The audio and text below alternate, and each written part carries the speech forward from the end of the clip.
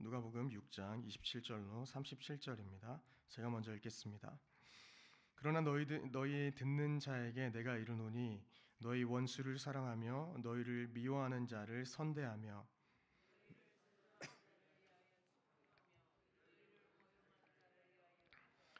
너의 이 뺨을 치는 자에게 저 뺨도 돌려대며 내 겉옷을 빼앗는 자에게 속옷도 거절하지 말라.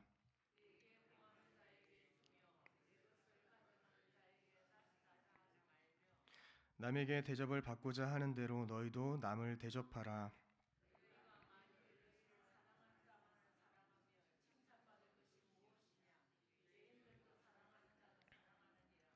너희가 만일 선대하는 자만을 선대하면 칭찬받을 것이 무엇이냐?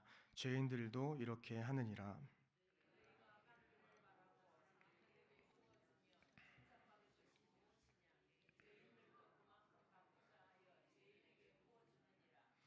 오직 너희는 원수를 사랑하고 선대하며 아무것도 바라지 말고 꾸어주라. 그리하면 너희 상이 클 것이요 또 지극히 높으신 이의 아들이 되리니 그는 은혜를 모르는 자와 악한 자에게도 인자하시니라. 너희 아버지의 자비로우심 같이 너희도 자비로운 자가 되라. 아멘. 누가는 사도 바울의 선교팀의 일원이었습니다. 그는 안디옥 사람이었고 그리고 직업은 의사였습니다. 그의 글에는 의학적인 용어가 자주 등장합니다. 질병에 대하여 구체적으로 묘사하기도 하고 치료 과정에 대하여서 다른 복음서보다 상세하게 기록하기도 합니다. 또한 사건의 순서와 세부적인 내용도 매우 정확하게 기록하고 역사적 사실에 대한 신뢰도도 높다고 평가되기도 합니다. 잘 아시겠지만 그는 사도행전의 저자이기도 하죠. 그래서인지 누가는 이 성령의 강력한 임재를 강조하는 이 기도를 강조하는 것을 많이 볼 수 있습니다. 누가복음을 살펴보시면 예수님께서 기도하시는 장면이 총 9차례 등장하는데 이 중에 7개가 누가복음에서만 기록되어 있는 그런 내용임을 저희가 확인할 수 있는 것이죠. 누가복음을 기록한 목적은 두 가지로 요약할 수 있을 것 같습니다. 먼저 첫 번째는 데오빌로에게 예수님을 소개하기 위한 것으로 보이고, 또한 두 번째는 데오빌로와 같은 이방인 신자들, 모든 그리스도인들에게 예수님께서 잃어버린 자가 백성을 찾으러 오신 분임을 알리는 그 목적을 가지고 있습니다. 누가는 신약 성경의 저자 중에서 유일하게 이방인입니다. 그래서 그는 이방인의 관점에서 복음을 기록했습니다. 우리가 마태복음을 보았는데 이 마태복음이 유대인을 위한 복음서라면 이 누가복음은 이방인에 관한 책인 것을 저희가 이해하시면 좋을 것 같습니다. 이렇게 누가는 이방인에게 복음이 전해지는 이 과정을 생생하게 잘 보여줌으로써 복음이 모든 사람을 위한 것임을 분명하게 제시하고 있습니다. 특별히 오늘 본문에서는 원수를 사랑하라는 그러한 교훈을 저희에게 주고 있습니다. 여기서 원수는 단순히 원한이 맺힐 정도로 나에게 해를 끼친 사람이나 집단을 가리키는 것이 아니라 먼저 1차적으로 특별히 제자들을 핍박했던 그 자들을 의미합니다. 그러니 이미 앞달락 20절에서 그리고 26절에 언급된 그리스도로 인하여 핍박받는 상황 가운데에서 제자들이 어떠한 자세를 취해야 하는지를 구체적으로 보여주는 본문이 바로 오늘 이 본문이라는 것입니다. 그리스도를 위해서 일을 할 때에 이 필연적으로 핍박을 받게 될 텐데 그러한 때에 그 핍박하는 자를 미워하며 우리가 저주할 것이 아니라 오히려 사랑으로 선대하며 그들을 축복하며 그들을 위해서 기도하는 사랑의 모습을 보이라는 것이죠. 오늘 본문의 시작이 27절부터 36절까지 시종일관 사랑에 관한 교훈을 구성하고 있습니다. 또 사랑하되 특별히 원수를 사랑하라라고 이야기하는 것이죠. 원수가 누구라고 말씀드렸습니까? 이 제자들을 핍박하는 자이죠. 이렇게 복음에 합당한 삶을 살아가는 믿는 신자들에게는 그들에게 힘들게 하는 자에게 모든 일을 사랑으로 대할 권한이 있음을 저희가 기억해야 할 것입니다. 예수님의 교훈은 이 서기관들의 가르침과는 달랐습니다. 그들은 이웃만 사랑하고 원수는 응당 미워하라고 가르쳤지만 예수님은 원수를 사랑하라고 가르칩니다. 구체적인 예가 28절부터 등장하고 있습니다. 누가복음 6장 28절을 보면 너희를 저주하는 자를 위하여 축복하며 너희를 모욕하는 자를 위하여 기도하라라고 이 사랑의 모습을 잘 보여줍니다. 예수님께서 제시하신 이 사랑의 모습은 자신을 저주하는 자를 축복하며 자신을 모욕하는 자를 위해 중보기도 하라는 것이잖아요. 이 같은 예수님의 요구는 인간의 일반적인 정서에는 전혀 이해가 되지 않는 부분입니다. 이렇게까지 해야 하나 이런 생각이 들기도 하죠. 그런데 예수님께서는 그 일을 행하셨습니다. 자신이 십자가상에서 스스로 이를 실천해 보이심으로써 당신의 교훈의 당위성과 그리고 가능성을 제시하셨습니다. 원수사랑의 구체적인 예 두 번째는 29절에 나옵니다. 너의 이 뺨을 치는 자에게 젖밤도 돌려대며 내 겉옷을 빼앗는 자에게 속옷도 거절하지 말라라는 것이죠. 유대 사회에서 뺨을 때리는 것은 가장 모욕적인 행동으로 여겨졌습니다. 사실 지금 사회도 저희가 상식적으로 생각해도 동일하죠.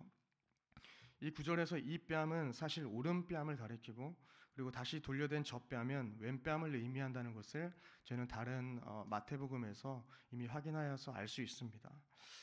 여기서 오른뺨을 친다는 건 어떻습니까? 손등으로 상대를 친다는 것을 의미합니다. 그러니까 더 기분 나쁘지 않겠습니까?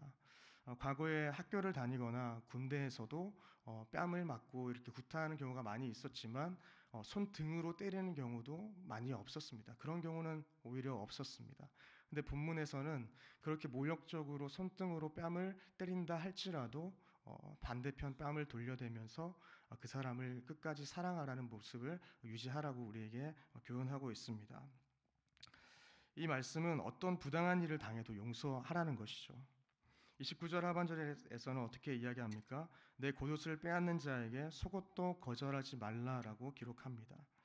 이것은 어떠한 불합리한 상황을 당해도 끝까지 사랑의 자세를 유지하라는 것인데 이 동일한 이야기를 30절과 31절에도 쭉 이어지고 있습니다. 내게 구하는 자에게 주며 내 것을 가져가는 자에게 다시 달라 하지 말며 남에게 대접을 받고자 하는 대로 너희도 남을 대접하라라는 것입니다.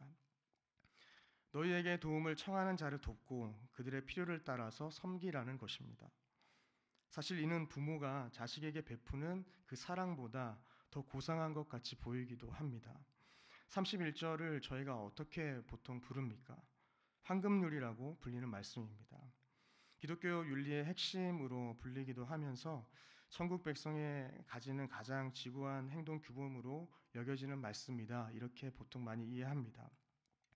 이것을 다르게 조금 표현해서 말씀드리면 어떤 말씀인가 하면 너희 자신이 싫어하는 것을 남에게 하지 말라라는 의미입니다.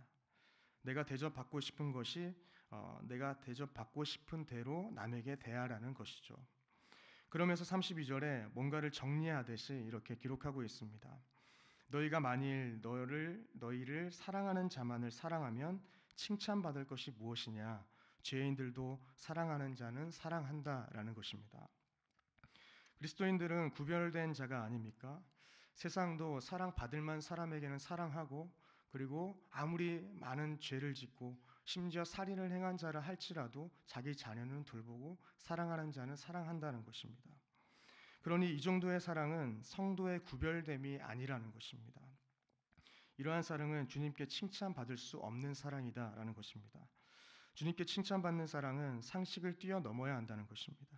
상식적으로 이해되지 않는 사랑을 베풀 때에 주님께서 칭찬하신다는 겁니다. 그러니 저희 모두가 사랑받을 만한 사람을 사랑해서야 되겠습니까? 주변에 많은 사람들이 비록 원수는 아니지만 그들을 사랑하는 저희들이 되었으면 좋겠습니다. 나의 가족, 또 나의 자녀, 나의 이웃, 내가 속한 공동체, 그들 한 사람 한 사람이 사랑할 만해서 사랑할 만한 자격이 충분해서가 아니라 주님께서 우리를 사랑하셨기 때문에 우리도 아무런 이유 없이 그들을 사랑하고 선대하는 저희 모두가 되었으면 좋겠습니다. 말씀을 맺겠습니다. 율법의 본질이 무엇입니까? 율법의 본질은 사랑입니다. 그리고 하나님을 사랑하는 자는 원수를 사랑하는 자라고 분명하게 기록하고 있습니다. 자격 없는 자를 사랑하는 것이 바로 하나님을 사랑하는 것이라는 겁니다. 왜 성경은 사랑을 강조합니까? 그것은 하나님께서 사랑 자체이시기 때문입니다. 사랑은 삶으로 표현되어야 합니다.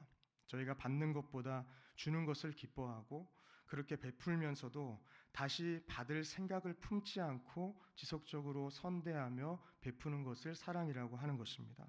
35절을 저희 함께 읽었으면 좋겠습니다. 35절을 보시면 함께 읽겠습니다. 시작.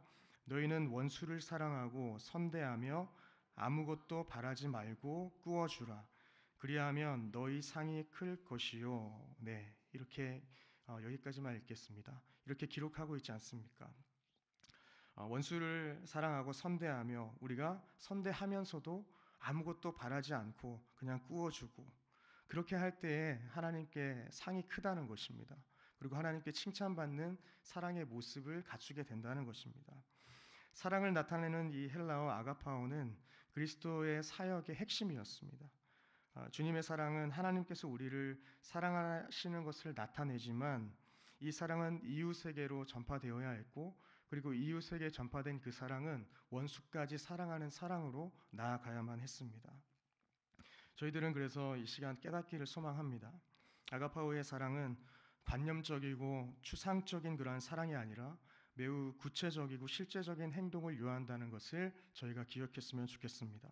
원하기는 저희가 이 불이익이나 고난, 어려움을 당한다고 하여도 주님께서 우리에게 보이신 그 사랑을 기억하며 원수를 사랑함으로 받기를 바라고 꾸어주는 것이 아니라 아무것도 바라지 않고 꾸어주며, 때론 그 사람들이 사랑받을 만한 모습이 전혀 보이지 않아도 그들에게 선대하는, 오늘 본문의 마지막 구절과 같이 아버지의 자비로우심 같이 저희도 자비로운 자로 살아가는 그런 저와 여러분들의 삶이 되기를 주님의 이름으로 축원드립니다. 네, 기도하시겠습니다.